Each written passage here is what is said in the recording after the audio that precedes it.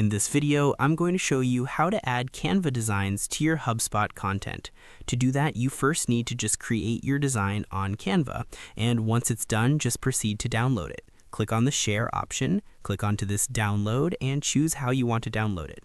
I recommend to download it by PNG, and just select the page that you want to use. Let's choose the first one and click on Download.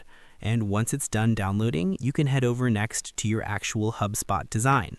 And here is my web page. So since I have downloaded an image, let's add the image right here. So let's head over and add this onto this page.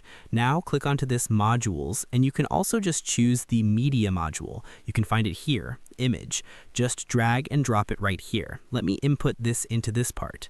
Once it's inputted, it will open right here, this column page, and in here, just click onto this replace. After that, just click onto this upload and start uploading the file that we have downloaded. So let's head over to our download, get it, and click on open. Then in here, it will show you the actual file. So click onto this right here in order to use this as our image. That's it for this tutorial. If you have questions, drop them in the comments, like the video, and subscribe for more HubSpot tips. Thanks for watching, and I'll see you in the next one.